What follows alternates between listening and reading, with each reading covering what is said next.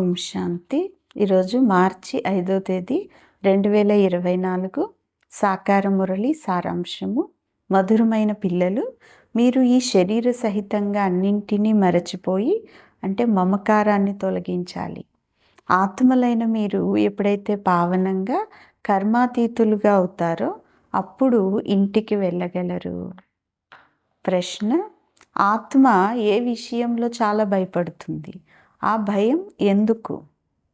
సమాధానం: శరీరం వదలాలంటే ఆత్మకు చాలా భయం వేస్తుంది.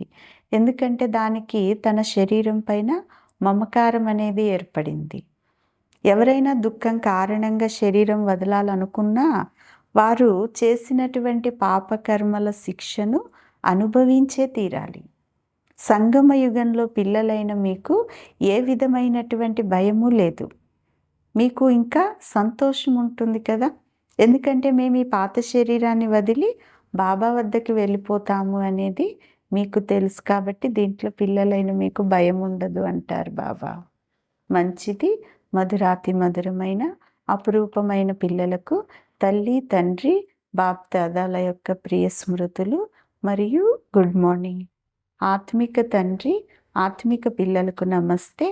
ఆత్మిక పిల్లలు ఆత్మిక తల్లి తండ్రికి ప్రియ స్మృతులు, గుడ్ మార్నింగ్ మరియు డబల్ నమస్తే.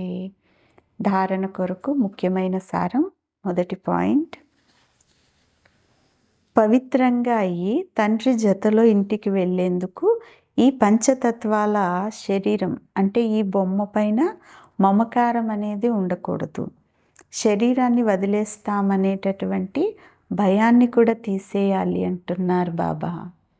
రెండవ పాయింట్: స్మృతి యాత్రను తెలిపే చార్టును చాలా గమనంతో పెంచుకుంటూ ఉండాలి. యోగ బలం ద్వారా ఆత్మను పావనంగా చేసుకొని కర్మాతీతులుగా అయి ఈశ్వరీయ లాటరీని గెలుచుకోవాలి. ఈరోజు వరదానం: సిద్ధిని స్వీకరించేందుకు బదులు సిద్ధి యొక్క ప్రత్యక్ష రుజువును చూపించేవారు శక్తిశాలి ఆత్మ భవ. వరదానం యొక్క వివరణ. ఇప్పుడు మీ అందరి సిద్ధి యొక్క ప్రత్యక్ష రూపం కనిపిస్తుంది. ఏదైనా చెడిపోయిన కార్యం కూడా మీ దృష్టి ద్వారా మీ సహయోగం ద్వారా సహజంగా బాగుపడుతుంది. మీరేమీ సిద్ధి యొక్క రూపంలో ఈ పని అయిపోతుందని చెప్పరు, కానీ మీ డైరెక్షన్ స్వతహాగానే సిద్ధిని ప్రాప్తి చేయిస్తూ ఉంటుంది అంటారు బాబా. అప్పుడే ప్రజలు కూడా త్వరగా తయారవుతారు. అన్ని వైపుల నుంచి వెలుపలికి వచ్చి మీ వైపుకి వచ్చేస్తారు కదా. ఇప్పుడు ఈ సిద్ధి యొక్క పాత్ర నడుస్తుంది, కానీ ముందు సిద్ధిని స్వీకరించకుండా ఉండగలిగేంత శక్తిశాలిగా మీరు అవ్వండి. అప్పుడు ప్రత్యక్షత అనేది జరుగుతుంది అంటున్నారు బాబా. స్లోగన్: అవ్యక్త స్థితిలో స్థితమై మిలనం చేస్తే వరదానాల యొక్క భండారం అనేది తెరుచుకుంటుంది. మంచిది.